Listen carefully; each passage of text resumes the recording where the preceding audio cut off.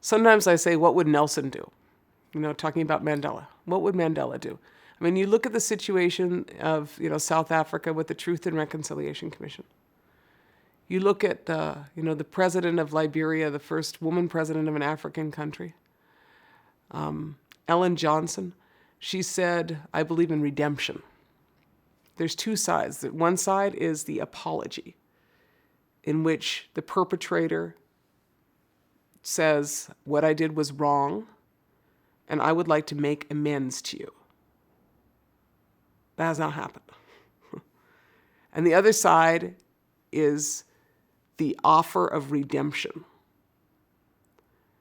Because as Mandela said, is that the perpetrator also carries this weight of the crime and becomes his own victim in that dynamic of having done something egregious. And so in that guilt, the perpetrator is not healthy either.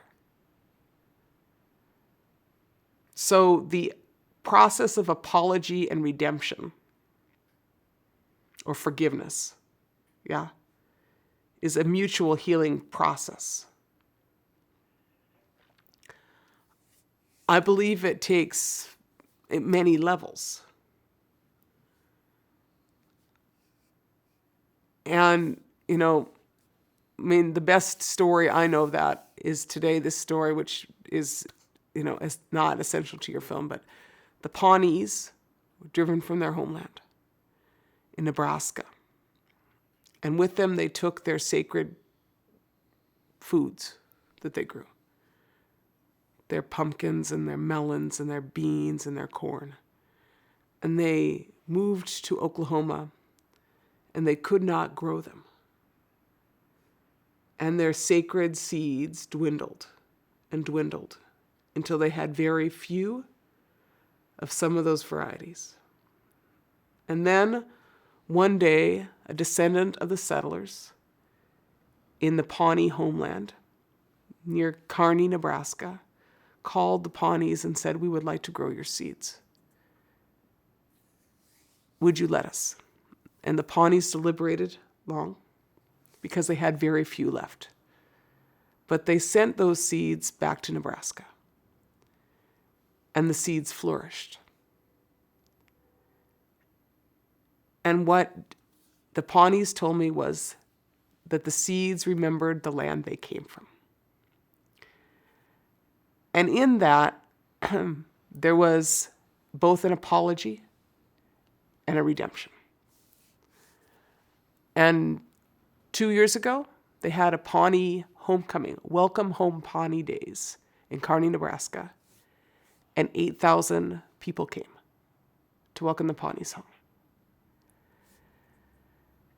And so in that story, you have that corn is more than a food. It is a history. That seeds have spiritual meaning. And that corn in itself, though, needs relationship to humans. You have the loss of that sacred relationship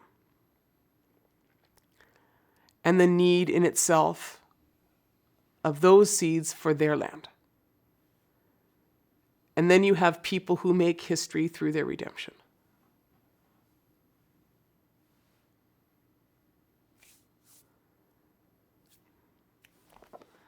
Now, of course, I know you don't have any footage of that. You just have me telling you, but I saw it. Isn't that cool? And I mean, it's the same thing as the Wintu story. When they get their, you know what I'm saying, is when they get their salmon back, it'd be the same thing. That's why I want I want to talk about that story, because that's what I see. But to me, those people in Kearney, Nebraska, exemplify apology and redemption in action.